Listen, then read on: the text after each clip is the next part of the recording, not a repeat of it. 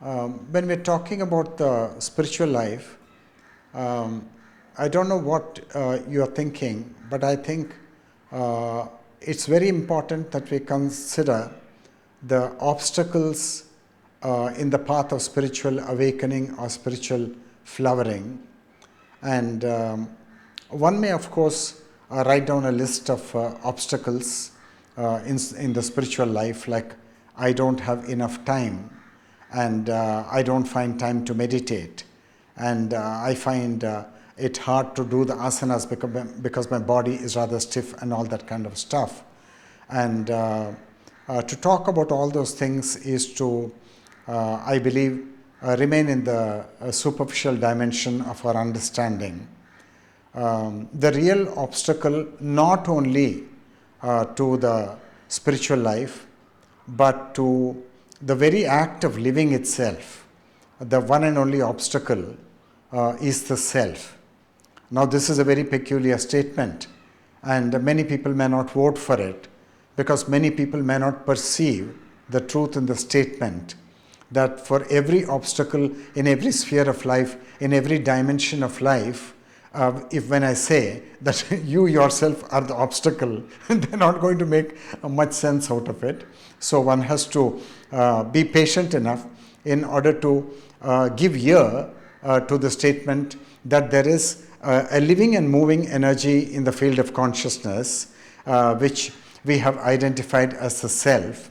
And it is the presence and the perpetual activity of the self, which is the hindrance to a harmonious blending with the whole of life. That's my contention, and I want to explain that a little bit. So this applies not only to the spiritual sphere of life, it applies also to our professional sphere. It also applies to the sphere of interpersonal relationship, both within the family and out there in the marketplace at large. It applies to every sphere of life.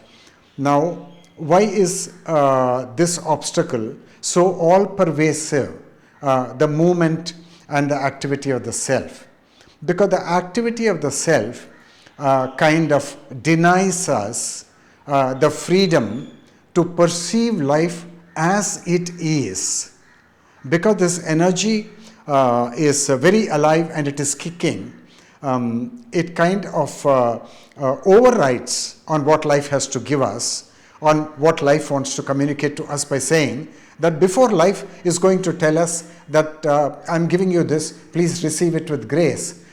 We speak the words of the self that I want this, can I get it? Now, in making a declaration that I want this, can you give it to me? We have actually refused to listen to what life is whispering in our ears. Now, life wants to relate to us in a certain way, and that tenor of relationship between life on the one hand and ourselves on the other is actually a communication between the divine and us. But when we are not patient enough and we are not sensitive enough in order to listen to it by being silent enough, then we completely miss out on the communication between the divine and us by superimposing our own wishes and our own demands on what life has to, on what we think life has to give us. So it's a very topsy-turvy situation. And we are not listening enough, we are not sensitive enough, and we don't care how life wants to relate to us. But before life wants to relate to us according to a certain cosmic rhythm and a cosmic pattern, I think we are trying to dictate terms as to what life should give us and what life should do to us. And in taking that very posture, I think we are missing out on right living and right thinking and right action and everything that is right and harmonious in life. Now, this energy, which kinds of is topsy-turvy and which is not allowing life to communicate with us, not allowing life to speak to us, this is the energy of the self. Now, my contention is that the first assignment we have to do, not only as spiritual people, but also as sensitive and intelligent people who want to live life fully and intensely, our first job is to get the self out of the way. Because the self is full of mischief, the self is full of a divisive mentality.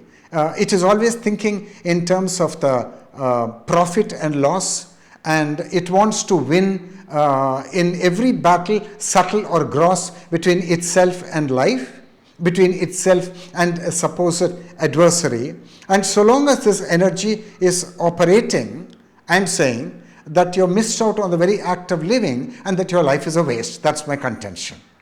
So what do? So we need to pay attention, whether we are spiritual people or whether we are people who are not particularly interested in the spiritual life, but we are trying to live life intelligently in the profession, in the family, at work, in the marketplace, in all spheres of life. We need to understand this very disruptive energy, which is divisive and which is conflict begetting, which is fundamentally dishonest, which is hypocritical. Can we get this energy out of the way? That's the question.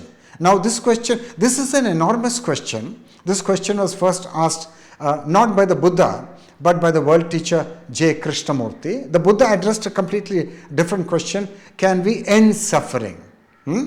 And it was pointed out by Krishnamurti that the self is the architect of this inner suffering and outer suffering. Therefore, our first assignment, especially in the spiritual sphere of life, is to see if this assignment makes sense, that we have to understand this energy called the self, and we have to see if the entire momentum of this self can come to a grinding halt very naturally, not in a very coercive way, no, not like that, but through understanding, so that the whole of life begins to move on a different orbit altogether, in a different dimension, where harmony and the oneness of life and the totality of life, that gains precedence.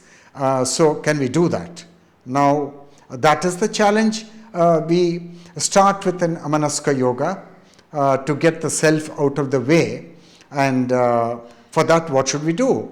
For that, we have to study the self. We have to study its mentality.